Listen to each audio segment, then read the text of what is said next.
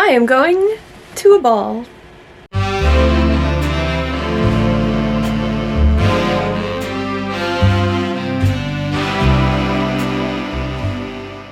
Hello and welcome back to Lately Fashionable.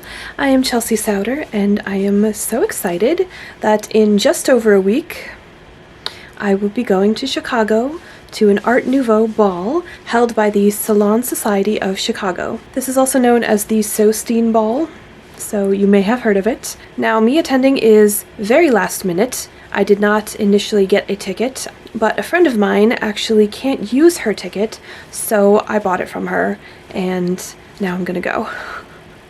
I'm so excited. And a little nervous. Now this is my gown. I made it 3 years ago for my birthday party, which I hosted as a sit-down dinner with an Edwardian theme. It was so much fun. Oh, I want to do that again. But anyway, I made this evening gown, which I will put some pictures up here for you to peruse while I talk about it. I was inspired by this platter from the 70s with a depiction of an Edwardian woman using nostalgia to sell Pepsi-Cola.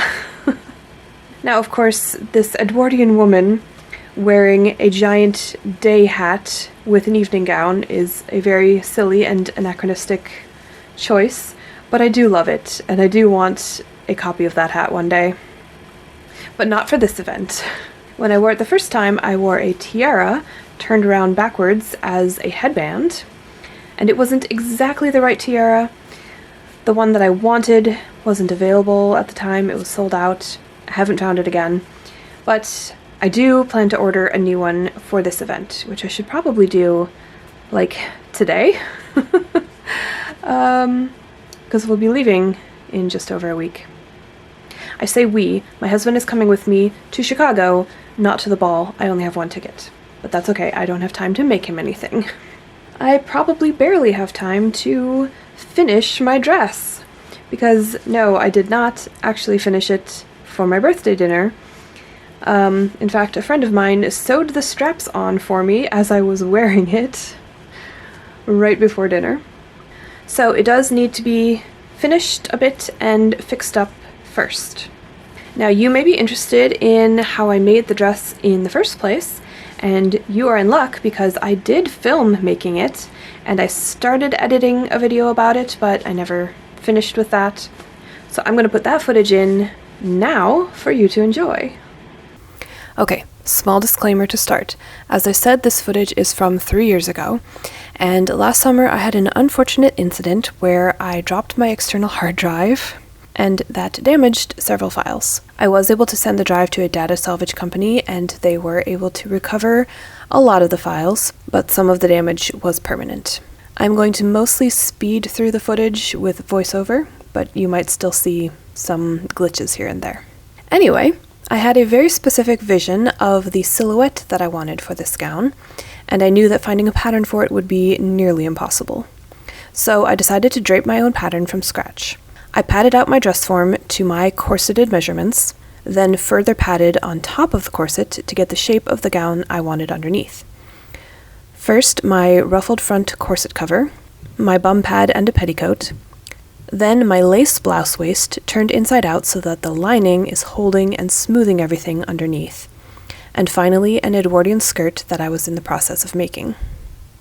Now that I had a 3D shape to mold around, I could map out my seams. I do not have the proper draping tape, so I just used narrow ribbon pinned in place. This worked really well. Once I had the seams drawn on how I wanted them, I held up pieces of muslin fabric, scraps of an old sheet, and smoothed and pinned them on the spaces in between seam lines. Then I traced the seam lines with a Sharpie, trimmed away the excess fabric, and repeated the process until all of the spaces were covered. I only draped half of the pattern because it would be symmetrical, so I didn't need to do both sides. And I only draped the bodice portion of the gown because my fabric scraps were not large enough to fill in the skirt, so when I took the pieces off my dress form and trimmed away the excess fabric outside the Sharpie lines, I pinned those skinny strips to the ends of the pieces and used them to extend the lines flaring out from the hips into the skirt. I then traced these pieces onto newsprint to use for my pattern. I made a mock-up from an old sheet, tried it on over my corset, and made adjustments to the fit of the front seams. Okay, when I took in these seams, they are not lining up quite as perfectly anymore. As you can see, I had to make a few little tucks on the outer curve to make it fit the inner curve. So what I'm going to do now is pick apart these seams to where they do fit nicely, and then make one tuck in the middle of the piece, which I will then transfer to my pattern and take out that section in the middle so that it should still match up. I transferred the changes to my pattern and cut out the base gown from another old sheet, this one a dark teal cotton sateen. I was using a second-hand silk chiffon sari for the outermost layer of the gown, so I needed the base fabric underneath to be at least a coordinating color. This sheet set that had a hole torn in the middle was perfect, and gave me plenty of fabric to work with. I decided to flatline the entire base gown with tarlatan, which is a loosely woven, lightweight cotton fabric that has been treated with starch to make it very stable and rigid. I wanted the base gown to have a good amount of body to it so that the silk chiffon overgown can just float over the top. Oh man, watching my footage back, I'm reminded of how much ironing I had to do for this project. I ironed the paper before tracing the pattern, I ironed the sheet before I cut out my mock-up, I ironed the other sheet before cutting out the base gown, I ironed the tarlatan before cutting out the flat lining, I ironed the silk sari before cutting out the overgown. Anyway, I used the cotton sateen pieces to cut out the tarlatan, then basted those together along the seam allowances. I used those flat-lined pieces to cut out the silk sari, which worked way better than using the paper pattern pieces, because I could lay them all out beforehand and make sure that everything was going to fit without piecing. Because although piecing is period, I did not want to piece silk chiffon. It would be very noticeable on the finished gown, not to mention a royal pain to do. But I did get all 9 pieces laid out on my silk sari, and I was able to cut the 2 back panels along the selvage edge so that the silver metallic decorative border edge would end up along the center back seam. And I was careful to leave enough room along the rest of the border edge so that I could piece all of the leftover edges together and sew the decorative border along the hem once it was all assembled. This worked great, and then I didn't have to hem silk chiffon. I did have to sew curves together with French seams though. That was stressful enough. So I'm working on assembling the base layer of my evening gown, and I'm realizing that I do not have any thread that remotely matches my silk chiffon outer layer. So that's going to be fun. Actually, that's not entirely true. I do have this one bobbin.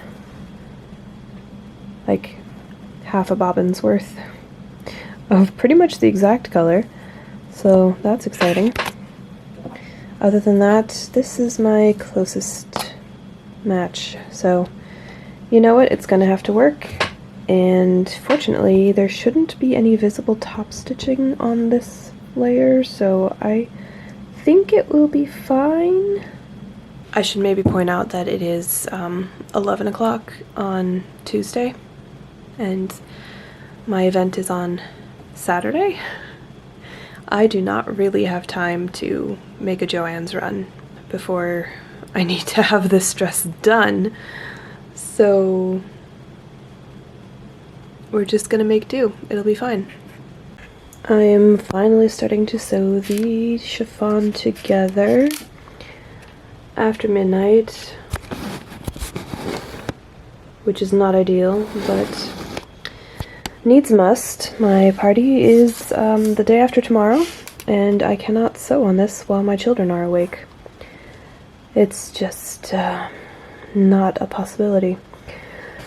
So I'm about to start French seaming my silk chiffon, which is just a terrifying sentence to have to utter, but here we are.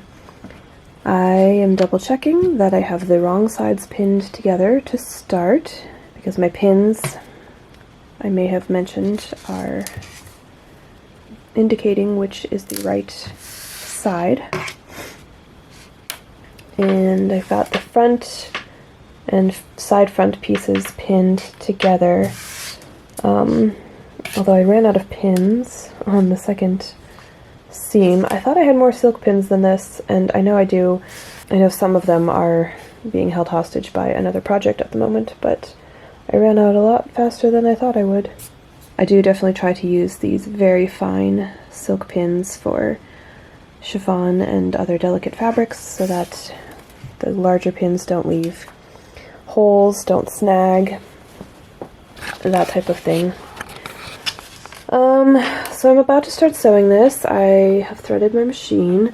This was the closest thread color I could find. It's darker than my fabric, but it's a close enough match that I don't think it's going to matter for the interior seams. And I'm going to save this one bobbin that does match almost perfectly for any visible hand sewing that I might have.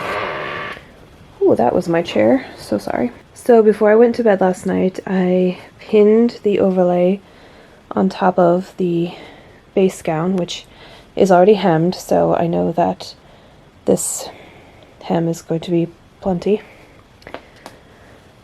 And I let it sit there overnight and all day today because I'm just now getting back to sewing. I had to do a lot of cleaning today, so it's now a little after 8 and I'm ready to do the second part of the French seams.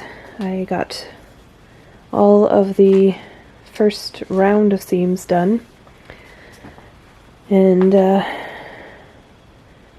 yeah, so halfway done with that. The thing about French seams, which I seem to never remember until it's too late to change my mind, is that you're sewing every seam twice and pressing every seam 3 times. Why do I do this to myself? Because it's going to be gorgeous. That's why. Oh, and for the base gown, I cut a deep facing for the hem from my leftover cotton sateen to protect the skirt from my shoes and the floor. And that brings us to my birthday dinner. I clearly stopped filming close to the event date as crunch time began crunching. But I finished it to a wearable state, and I had a friend sew me into the gown right before dinner. The drapey silk bits around my shoulders are just tucked in at the neckline, and the pearl boob swags are just pinned on. But I loved how the dress looked on me. All of that work draping the pattern, fitting the mock-up, ironing and ironing and ironing, flatlining, French seams, more ironing. It was all worth it for the end result. Of course, then I did nothing with it for 3 years until it was needed again. So that brings us up to February of this year, when I got my ticket 2 weeks before the ball. Okay, we're back in the present day. Now, what needs to be done to this gown? I will show you. The most important thing is the closure. That was also not finished. That was also me being sewn into the gown on the day. So, the inner layer, I just basted the hook and eye tape and never even fully sewed it in. It was good enough for one evening, but I need to fix that. And then the outer layer, which is separate, just got stitched closed, so I need to make a permanent closure for that as well. I think I'm going to do snaps, and also potentially add snaps that attach the outer layer to the base dress at the waist, just to keep it laying right. I also need to obviously permanently adhere the straps, but before I can do that, I need to make sleeves. I also need to make hanger ties so that I'm not actually hanging it by the silk straps that are supposed to just be shoulder straps. Now let's turn our attention to the hem. Now this strip of the metallic trim, I pieced and I had just enough to go around the entire length of the hem, and keep the trim down the center back seam.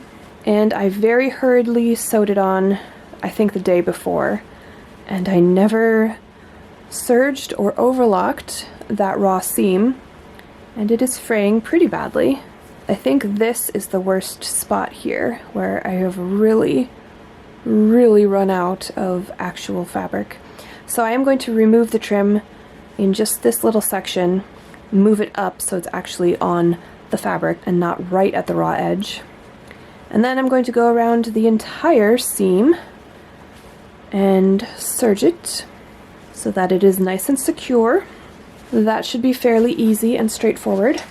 And then, because this gown has a train and I will be going to a ball where there will be dancing, I am going to need a way to lift the train so that I don't step on it and nobody else steps on it either. So I'm going to make some sort of skirt lift, probably at the center back seam. And I should also really remove the silk layer so that I can wash it. There's a stain here that's pretty obvious. And I would like to get the deodorant stains out of the armholes. But because the entire dress is lined in tarlatan, I can't wash the base layer. I can only wash the silk. And I need to wash the silk. So that's really going to be the first order of business, is separating the two layers. Fortunately, they are only stitched together right around the top edge. And I think I can keep them as separate layers, potentially. My vision is to attach the silk layer to a band of bias tape, which I can then whip stitch in to the inside of the base dress and have it easily removable if, once again, I need to wash it. That's the concept anyway. So I have a lot of work ahead of me. I should really get started. Like now. Okay. Here we go. Okay, it is Monday. We are leaving on Friday. The ball is on Saturday. So I need to, at the very minimum, have all of the machine sewing done by Thursday night so that I can pack and maybe do hand sewing on the trip if I need to. Okay, let's make a list of the things I have done and then a list of the things I still need to do. I have taken apart the gown. Hold on. So here's the base gown with the neck facing and outer shell removed. And I have washed both of those. I didn't film any of that because I did not have time to set up my camera and make things look nice and aesthetic. And also there's nothing aesthetic about the utility sink in my laundry room, so nobody needs to see that. But I have successfully washed the facing and the silk outer layer separately. I did serge the raw edges on both before I did that. So I did take apart the bits of the hem where the edges of the silk had frayed and took in the seam allowance so that I have more usable fabric. And then I serged the seam allowance so it will not fray anymore. I did the same with the facing because that was also starting to fray pretty badly. So my current plan is to reattach the facing to the neckline of the base gown and have it be its own separate layer, and then the silk layer will be attached to some bias tape that I will then whip stitch in to the inside of the gown so that I can always remove it in the future if I need to. Oh, I've also washed my silk evening gloves because they were getting really dingy in the fingers. I've worn these several times and they've gotten use, so they were, like I said, just a little dingy. And now they're clean and dry. So I have gloves. That's good. In addition to gloves, I need outerwear and a purse because this is going to be March in Chicago. It's going to be cold. It's going to be windy. It might be rainy. Here's hoping not. And I need a purse to put my phone in because This dress does not have pockets. There's no real way to add pockets because it's a sheer overdress. So that's not happening. I have a couple of options for outerwear if I do not have time to make something. But I'm hoping I can whip something up really quick and get it ready. Because obviously I have to travel from my hotel to the ball and I would like to be warm during that time. So now let's go over what I need to do to the gown. I need to permanently sew in the hook and eye tape. I would like to put in a waist tape to this gown just to help it stay up. If I have time, I might add some boning to the seams and then reattach the facing now that it is nice and clean, and add hanger ties so that I can hang this when I am done wearing it. And then the overdress is currently drying on my couch over a couple of towels. When it is dry, I will press it really well and probably have to stretch the fabric back out because it's crinkle chiffon. It shrank a little bit, just a little bit. I don't think it really shrank, it just, you know, it crinkled up. It's what it does. But I believe I can press it back out to its proper size and it will not be too small. Here's hoping. And I still need to make the sleeves, and I would like to add the pearl swags and possibly the flowers to make it as close as possible to my reference image because it's just gorgeous and that's what I want to wear. And yeah, make a purse. So let's go over my materials. Let's see what I have. Okay, I've got some scraps of my silk. I'm hoping I can get enough for the sleeves out of this. I also have this ivory silk chiffon and some cheap pearl beads, but I do want them to be lightweight, so I'm not going to try to use real imitation pearls. Glass pearls, you know what I mean. And then I also have these scraps of embroidered net that is just really lovely that I want to use for these flounces. I think the drape of these would be really nice, and I like the color. I think it goes well with the color of pearls and the ivory chiffon that I have. I think it will be nice and cohesive. I just need to piece together all these little bits. They were clearly the end of somebody else's project, and I truly do not even know where I got them. This is the biggest piece. I think they might have been in a bag of random lace bits that I bought at a yard sale or something. And it's time to finally use them. And then I have various bits of beads and rhinestones that I'm going to attempt to use to make a headband for myself. This is my reference image, because obviously I can't wear a giant daywear hat to an evening event like the lady on the tray.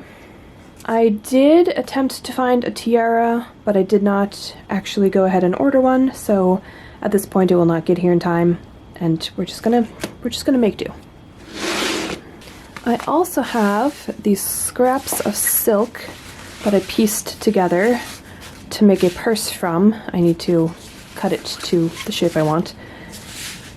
I just have very few scraps, and it's close enough in color to the base gown that I think it'll go. It's not going to exactly match, and I might use some scraps of this. I actually have a couple pieces that still have the border.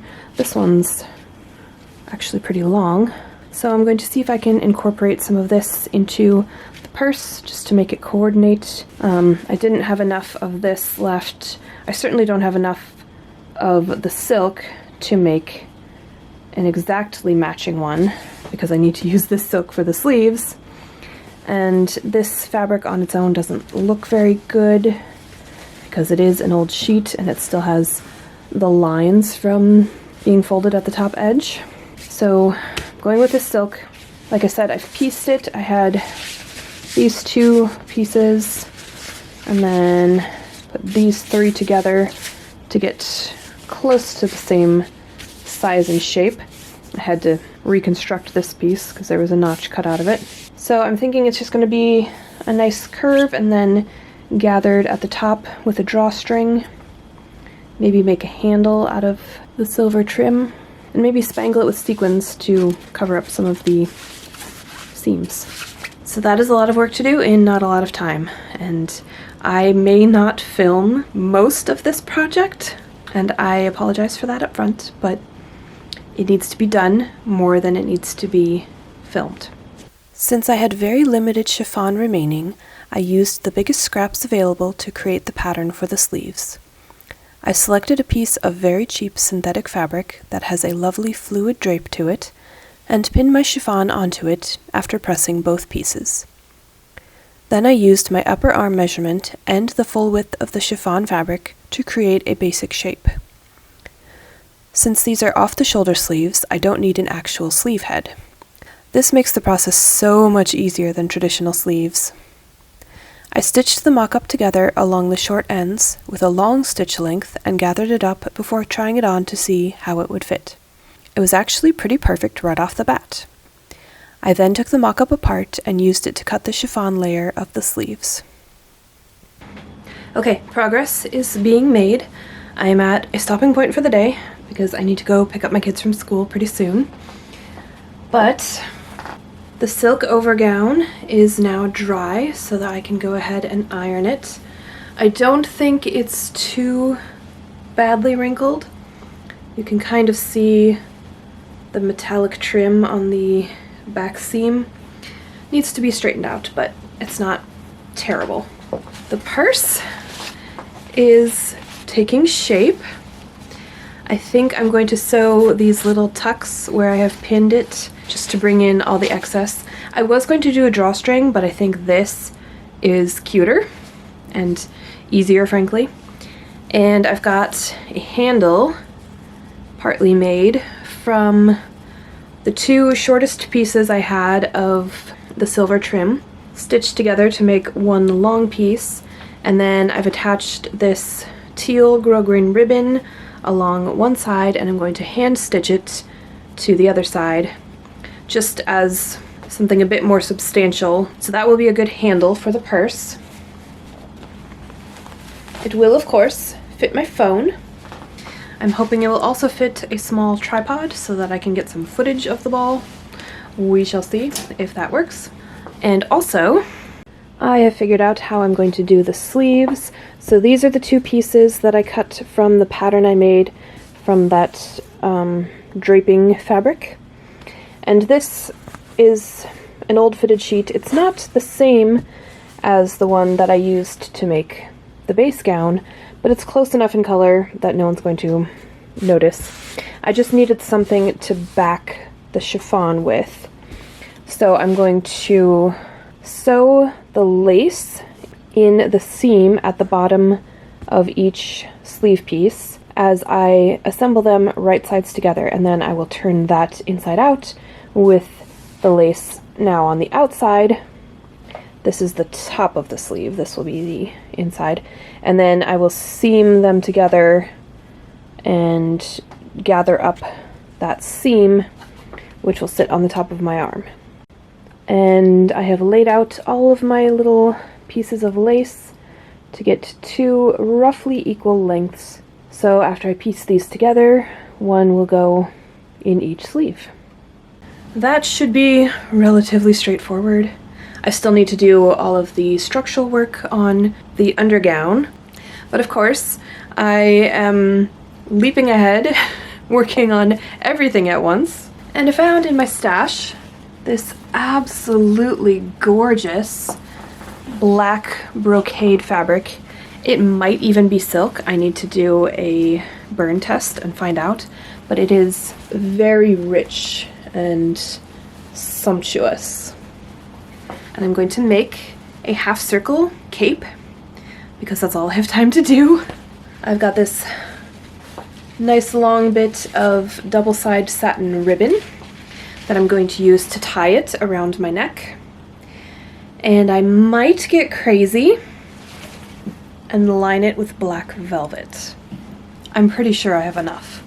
I've had this velvet holder complete with however much black velvet is on here for several years now. I got it at a thrift store for $10.99 according to the price tag, which is still on it. I've used a little bit of it here and there, but it's a good amount of velvet and it deserves to be used. I might even try to make the cape reversible. Cat's Costumery just did a video about a reversible velvet cape, and I was literally watching it last night. That will probably be the very last thing that I do before packing to leave. So yeah, I feel like I'm in decent shape, which kind of makes me more nervous than if I was panicking right now. I feel like I should be panicking and I'm not panicking. Does that make sense? Anyway, I will come back tomorrow with an update. See you then. Okay, it is now Tuesday, and as a reminder, the event is on Saturday. Gee, that sounds familiar. Although I am in better shape now because I at least have a gown that is wearable, even if I would need to be sewn into it. At that point, back in 2023, I did not have a gown. So I'm doing better than I was. Also, some things to add to the list that I did not mention yesterday. I need to make a skirt lifting apparatus of some kind for the train so that I can dance. And I need to add the snaps to the overdress. But first, we need to iron this puppy. So that's what we're gonna do now.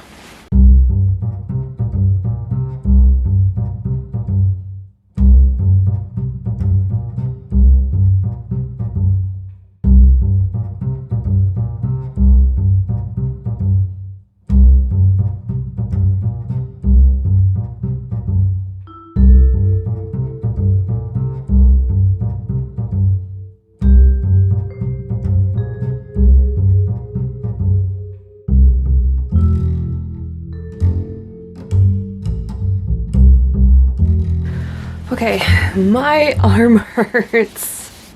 My iron isn't even that heavy, but I was having to really press and stretch the fabric to get it to lay taut so that I could iron the fibers, especially on the metallic trim on the hem.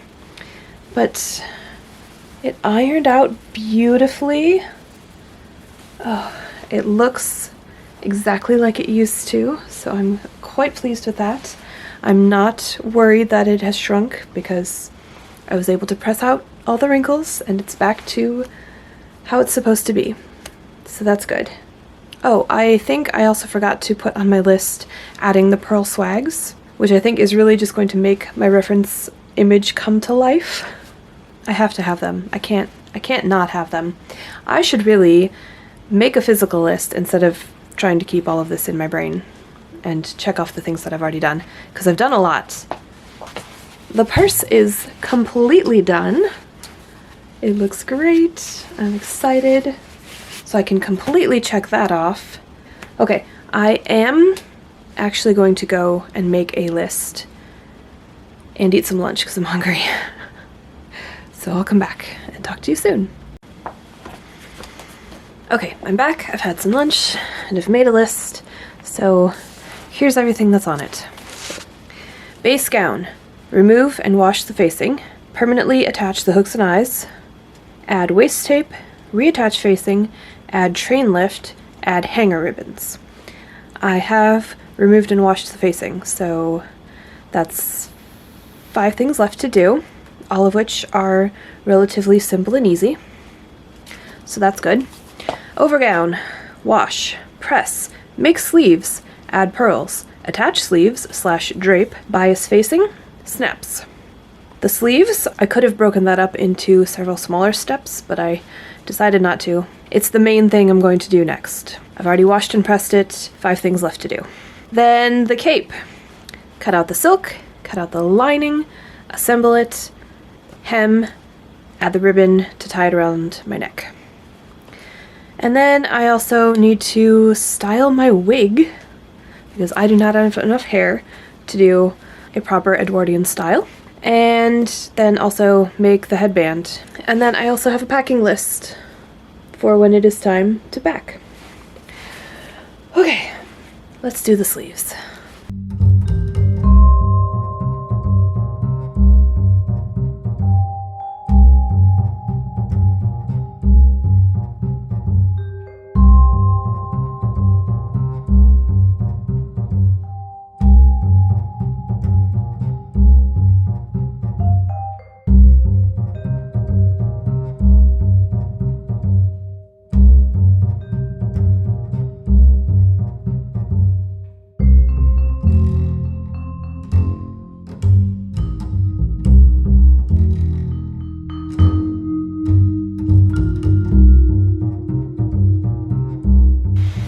Okay, it's now Wednesday. I have been doing a lot of sewing off screen, also a lot of ironing. But I have some progress to show you. I've got the sleeves put together, also the linings for the sleeves, and because the sleeves are almost identical and I didn't want to lose track of which was which, I have marked the two rights with red pins and the lefts with green pins. I know at least two people that will tell me that's wrong because green is for starboard and red is for port, but I'm doing it my way. And I have constructed my lace flounces. You may recall that I had to piece bits of this embroidered net to get strips that are long enough, and I was able, quite serendipitously, to get two equal length strips of lace, now tubes of lace, and I used all of my bits of this lace, and I'm so excited to use it. I've had it forever and just needed a project that it worked for. I love when I get to use my stuff.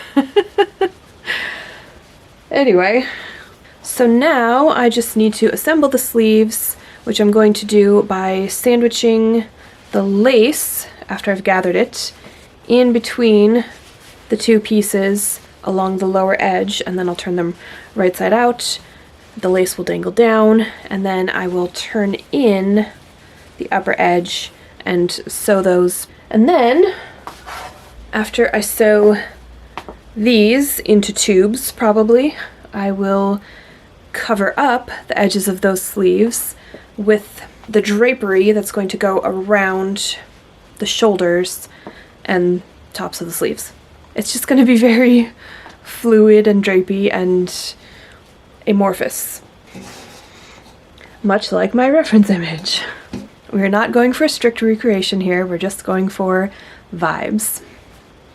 Because the original image was also just going for vibes, because it was created in the 70s, not from an actual fashion plate or anything. It's not a fashion plate, it's a fashion platter!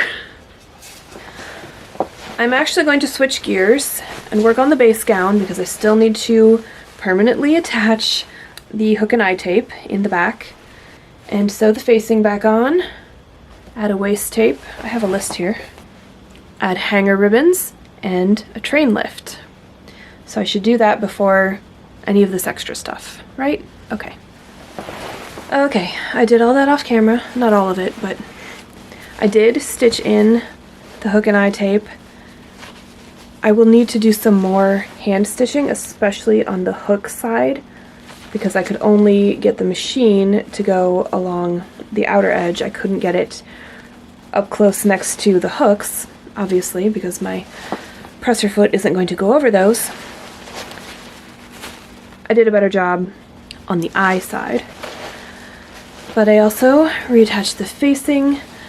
It's such a relief to have a finished edge on the top again. That makes this gown actually fully wearable, and it's much more nicely finished than it was the first time around because I overlocked the raw edge of the inside of the facing.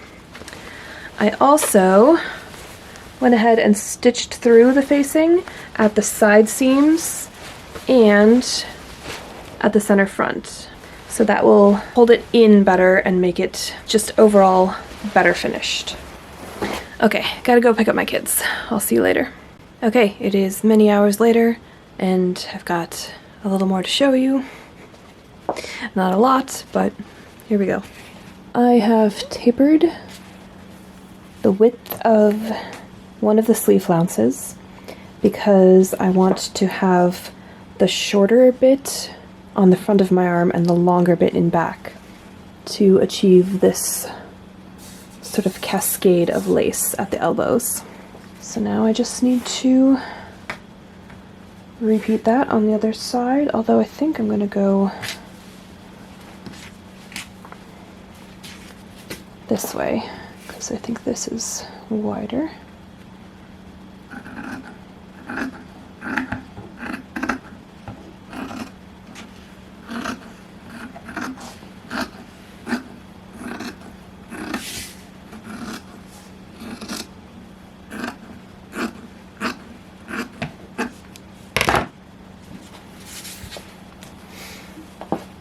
Okay, and now I can gather these and sew them into the sleeves.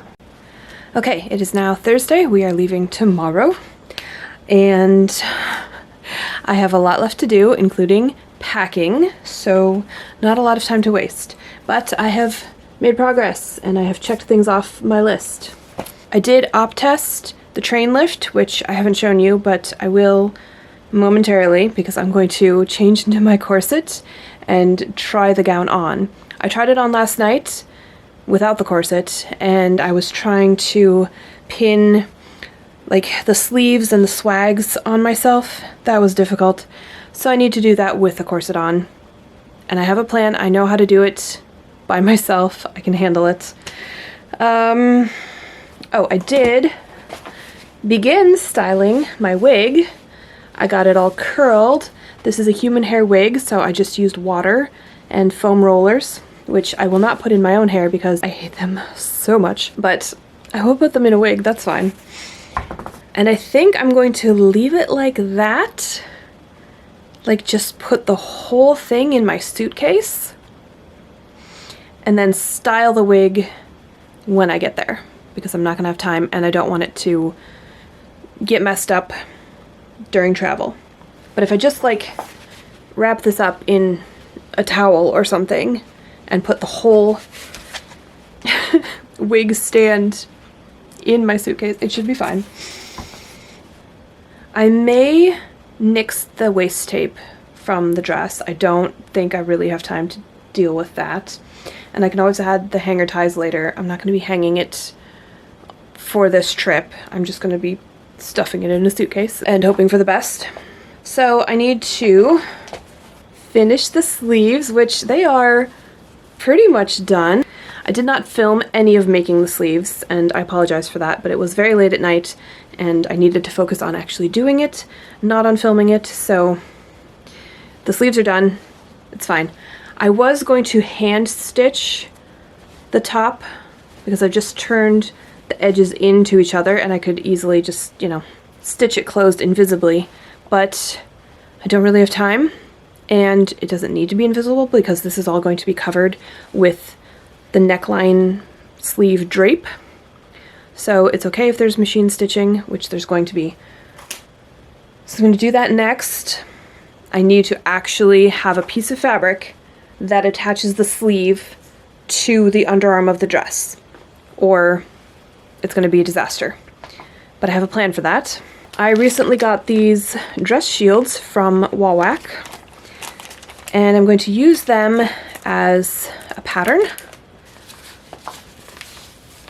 And I'm going to make myself a little piece of fabric that then go in. This part will go in the sleeve, this part will go in the gown. And this will have a double effect of protecting the actual gown from my sweat and body oils. And I may actually use these inside the piece of fabric that I make. I'm just going to use the sheet, the cotton sheet that I used for the inside of the sleeve. I'm not going to try to cover it. It should not show because the sleeve drape should cover it. So that's the current plan. But that means I need to stop talking to the camera and go do the work. I may not film very much of this process. We shall see. You guys, just this silhouette makes me feel... I love it so much. Words cannot describe.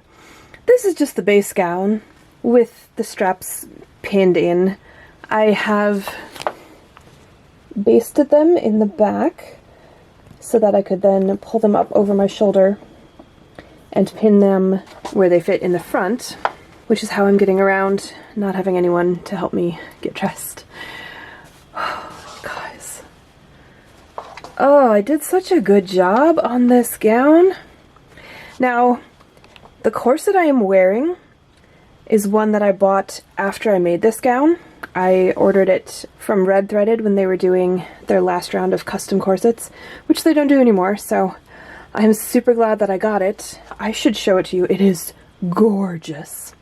Anyway, it has more hip spring than the corset that I draped this gown on, so I may need to remove the hip padding. But that's one of the great things about this corset is there's extra removable hip padding. Oh, I just can't with this dress. I've got to stop staring at myself and get some work done. Okay, here we go.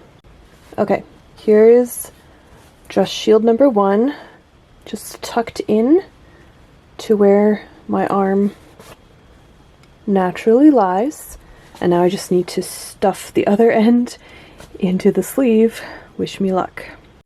Okay, I tried and it's too tight for me to do that while I'm wearing it. So I'm just going to mark with pins where it's going to line up with the dress, take it off, hand baste it in, and then try it on again. I'll do both sleeves so you can see what they look like. Okay, here we go. Sleeves are basted on, and I have a reasonable range of motion. I think the right one is actually a little bit better. The left one is falling down more than I want it to, but the right one is attached a little bit tighter in the back. So I think I'm going to go with the placement of this one. Okay, I love these sleeves. I am super happy with how they turned out. They are very, sort of 18th century in a fun way. I really like them. I'm really excited about this dress. Okay, I started to take it off, and then I realized I wanted to show you the skirt lift. So here's what this is doing. So my plan is to have this loop of ribbon, not this ribbon, but a loop of ribbon that I will keep in my purse, and then when I want to lift the skirt, I will pass it through the aqua ribbon and button it, maybe? I haven't fully decided yet. And then I'll have my skirt lift. And when I take it off, I won't drop my ribbon on the floor because I won't be doing it one-handed because I won't be holding a camera, but the aqua ribbon will disappear into the train. And I will show you how that works after I take this off. Okay, so this is the end of the skirt lifter, and I put pearl beads on it so that it doesn't fully disappear. And here's the inside, so you can see the pearl bead is going out through this gap in the seam, which I need to close up either side. I just opened one stitch and put that through, and then I pinned the ribbon up here so that when I pull it, it's going to pull it up to where that pin is, but I will of course sew that down. This is just temporary to test the method. And then when I let go and the train falls back down, it straightens out again. And I am also going to put a gap in the center back seam of the overgown so that this can stick out through there as well. Okay, as promised, here is my gorgeous custom corset from Red Threaded. I mean, is it not exquisite? It's got this beautiful flossing, beautiful lace, a little bow. Like I mentioned, the removable hip pads, which I have tacked in place, but like I said, they are easily removable. Let me show you the back so you can see how it fits. Made to my measurements. It's perfect and I love it so much. Oh, my hair is a tragedy. Anyway, I just had the quickest lunch of all time because I need to eat, but I really need to keep sewing. And while I was in the house, I remembered I have this tripod that I want to try to bring so I can film part of the ball. And I need to see if it's going to fit in my purse. So let's try it out. I should have had it on hand when I was making the purse, but did I? No. Okay, it does, like, barely fit. Let's see, I'm also going to have my phone in there. And, hold on, and then I also need my little magnetized, whatever you call this thing, to go on the end of the tripod so I can hold my phone. Now, like I said, this does like barely fit, but obviously I don't want it to show. But the cool thing about this is the legs are flexible, so I can bend them, and yes, it fits. Hooray. Stick that in there. Phone. What else do I need to bring? A fan, probably. The ribbon loop that will go on my arm to hold the train lift. I'll probably put my gloves in here at some point. Basically, I think this is big enough. It's gonna work. I don't have time to do anything about it if it didn't. So that's good. Just checking things off my mental list. Oh, also, remember how the right sleeve was sitting in a much better spot than the left sleeve? That's actually because I left more space at the back of the right sleeve than I did on the left, which caused the left to pull out its basting stitches. So I need to match this to the other one. It's fine, it's all good. I have done a slightly unconventional thing where I have reinforced the silk ribbon straps because it's really not very strong ribbon. It's beautiful, it's double-sided silk satin ribbon, it's gorgeous, but I don't want it to rip out. So I have faced it basically with the exact same width twill tape so that it has extra strength and will hopefully not be damaged by being a functional part of the dress. Okay, I need to go pack, so I gotta go. I will probably be back when it's dark, so see you then. I did decide at midnight to cut out a super quick half-circle cape from the black brocade. No velvet lining this time. And I did all of the machine sewing before packing it up with the rest of my ensemble and going to bed at 1 a.m. If you saw my video about the ball itself, you will know that I finished hand sewing in the airport after our flight got delayed by 4 hours, and then added snaps and all of the finishing touches to the gown after we got to our hotel room that evening. Now, since I was in too much of a hurry on the day to film a get ready with me, I will recreate the process for you now. Enjoy. I started with my Edwardian chemise, which was made for me by Willoughby and Rose. Also, the silk banyan I was wearing is one that I made from some old silk curtains, following a tutorial also from Willoughby and Rose. Next is my beautiful custom corset from Red Threaded. Oh, right, shoes before corset. Or, at the very least, stockings before fully lacing up. My shoes are actually pretty easy to slip on, so I'll put them on later. The corset is also very easy to lace up, with just the aid of a mirror to ensure that I was pulling the right laces and keeping the lacing gap even. Petticoat time. I have a drawstring petticoat with a ruffle at the hem, which I made from a set of old curtains. My second petticoat is one that has had a couple of lives. It was originally made from a truly Victorian pattern to go under a bustle gown. I took it apart a few years ago and remade it in a more Edwardian silhouette. The removable ruffled train is essential for this gown. Of course, when I took it apart, I never sewed the outer 2 buttons back on, so I have safety pinned those corners every time I've worn it since then. Here are the shoes from American Duchess. The stockings were from American Duchess as well. And now it's time for the gown. This is the only part I actually need help with, as I cannot reach behind me with these sleeves on, but my fairy godhusband hooked me up.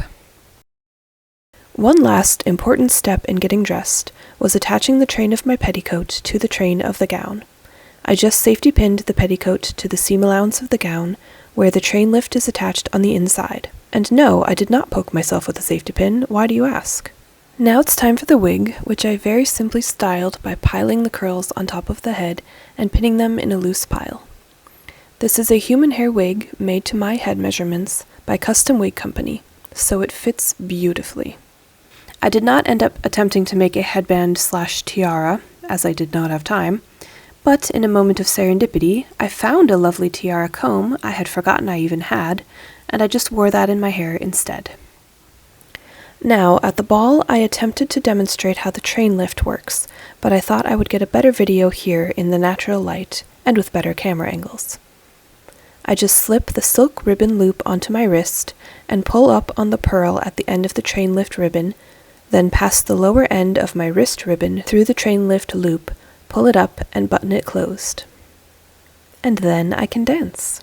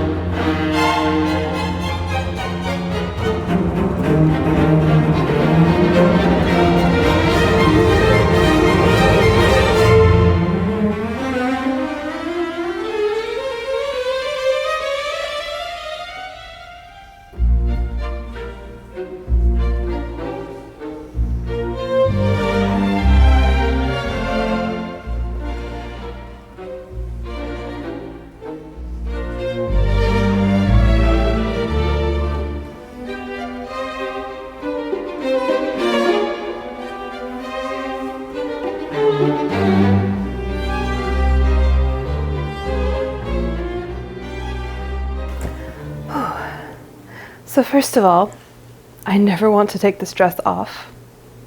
I feel so fabulous, elegant, and just regal when I wear it. And also, it is very warm. So I currently have the ceiling fan going at maximum, and I apologize if you can hear it. The lav mic is supposed to just get my voice and not the background noise. So we'll see if that works. I love this gown so much. I want more reasons to wear it. And in fact, I want to do more to it. My Pepsi ad platter does show some beading, and I would love to add beads and spangles all over the overgown. That would be a huge project.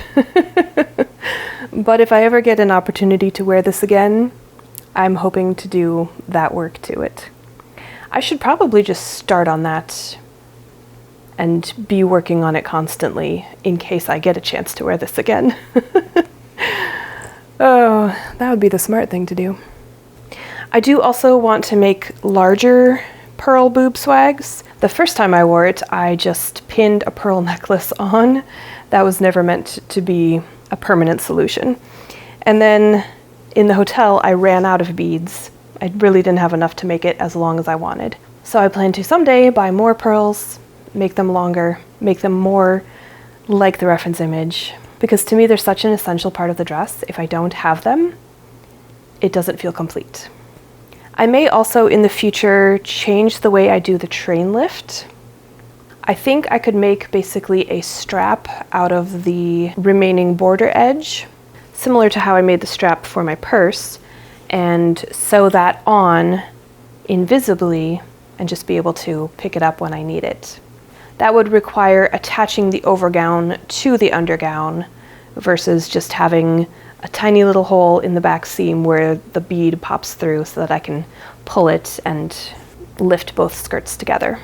It would also probably be ideal to have some sort of fastening mechanism for the petticoat, maybe a button on the inside of the dress and a buttonhole so that they can lift together. But that's something I can figure out, once again, if I ever do wear this dress again. But I mean, I have to, right? I put so much work into it. It was a labor of love, and I'm so thrilled with the final outcome. That doesn't always happen, but in this case, I really, really love it. I think that's all I have to say about this particular project. I really hope you enjoyed. If you did, feel free to give me a like, and if you want to see more, definitely subscribe. I have plans for another ball gown that I haven't started yet, but I've been dreaming about it for literally years. So stay tuned for that, and I'll see you in the next one. Bye. And it's much more... Oh, that's my alarm. Shh. Can you see that at all? Nope.